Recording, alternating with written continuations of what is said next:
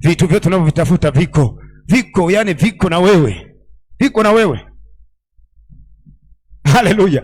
Amen. Viko na wewe. Sijui umesha kujikuta unatafuta chanuo la kuchana nywele, lakini kumbe chanuo umelishikilia, unatafuta mpaka unatukana watu. Umeshikilia. Unalo wewe mwenyewe. Baada yani kumbe nilikuwa nayo hapo. Yani kumbe niliweka tu hapa, nimehangaika, tafuta. Sasa Petro anasema vitu vyote vipasavyo uzima na utauwa viko katikati yenu kwa kumjua yeye. Haleluya. Some pale Petro 2. Yes. Sura ya 1 mstari wa 3 na 4. Mstari wa 3 na 4 Biblia inasema kwa kuwa uweza wake wa uungu umetukirimia vitu vyote vipasavyo uzima na utauwa kwa kumjua yeye aliyetuita na utukufu wake na wema wake mwenyewe. Tena kwa hayo ametukirimia ahadi kubwa mno za thamani, ili kwamba kwa hizo tupate kuwa washirika wa tabia ya uungu, tukiokolewa na uharibifu ulioko duniani. Unataka kutembea kwenye tabia ya uungu, unataka kuamuru ishara na maajabu. Oh, yes. Anasema lazima umjue yeye mwenye ishara na maajabu. Vitu vyote tumekwisha kupewa, lakini kwa uungu tunataka kutembea kwenye uungu, lazima tumjue. Amen. Tunataka kutembea kwenye ishara na maajabu, lazima tumjue. Amen. Mwenye ishara na maajabu. Haleluya. Amen. Lazima tumjue huyo mwenye ishara na maajabu. Kama tunataka kutembea kwenye uungu, tunataka kutembea kwenye ishara na maajabu, tunataka kuamuru vitu vyote tulizokirimiwa. Sababu kuna vitu tumeshapewa lakini havipo kwenye maisha yetu. Kuna vitu tumekwisha kupewa havipo kwenye maisha yetu. Nasema vitu vyote vipo, unapovililia vipo, lakini ni kwa uungu, kwa kumjua yeye. Tunaweza kuviamuru kwa kumjua yeye. Haleluya. Amen. Lazima tumjue yeye tuweze kutembea kwenye ahadi kubwa ambazo Bwana amekwisha kutupa. Amen. Amekwisha kuzifanya kwa ajili yetu. Amen. Hakuna ambacho hakipo. Amen. Kwa ajili yako hakuna ambacho hakipo, lakini unahitaji kuviamuru. Unahitaji kutenda ishara na maajabu. Unawezaje kutenda ishara na maajabu ili vitu hivyo vije kwako? Ni kwa kumjua yeye. Ndivyo Petro anapotuambia. Haleluya. Amen. Ni majira ya kumjua yeye. Amen. Majira ya kumjua neno. Amen. Ili tuweze kuvipata vyote tulivyokimiwa. Amen. Haleluya. Amen. Itakuwa hivyo kwako. Amen. Yohana sura 10 mstari 34 na 35. Yesu anawaambia ya kwamba haikuandikwa katika Torati kwamba ninyi ndinyi miungu, na andiko haliwezi kutanguka. Ni kweli kabisa, ninyi ndinyi miungu. Kwa lugha nyingine, Yesu alikuwa anawaambia waliolipokea neno umefanyika Mungu. Kwa nikisema mimi ni Mungu sikosei. Si ukaacha kuja kanisani unasema apostol anasema yeye ni Mungu. Mimi ni Mungu kweli.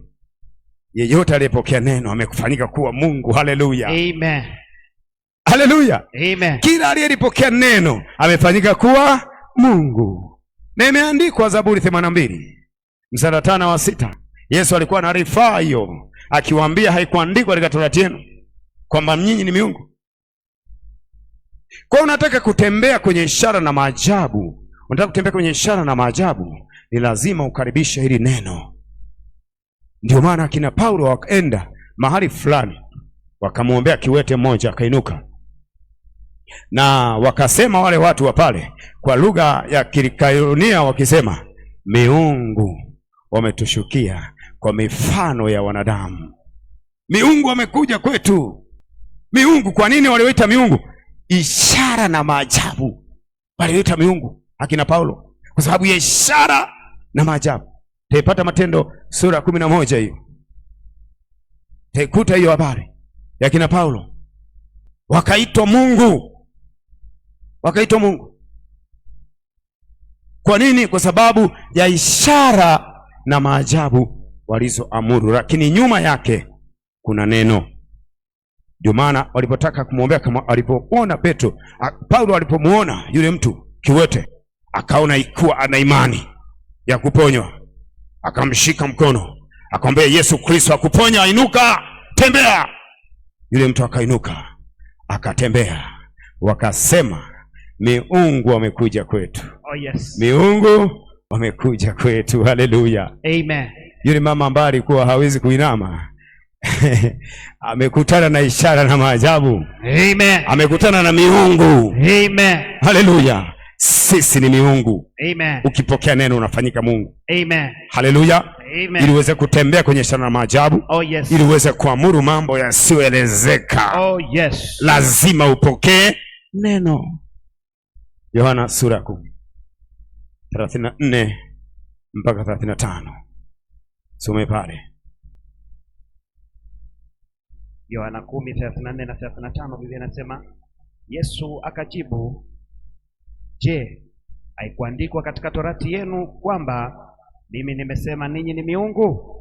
Ikiwa aliwaita miungu wale waliojiliwa na neno la Mungu. Waliojiliwa na neno la Mungu waliitwa miungu. Na maandiko hayawezi kubadilika. Haleluya. Amen. Rudi Zaburi 82 mstari wa 5 na 6. Ituunganishe. Ujue Yesu alichokuwa anasema. Zaburi 82 mstari wa 5 na 6, Biblia inasema, hawajui wala hawafahamu. Hawajui wala hawafahamu. Utembea gizani. Wanatembea gizani. Misingi yote ya nchi imetikisika. Misingi yote ya nchi imetikisika. Mimi nimesema. Ndinyi miungu. Ndinyi miungu. Na wana wa aliye na wana wa aliye juu.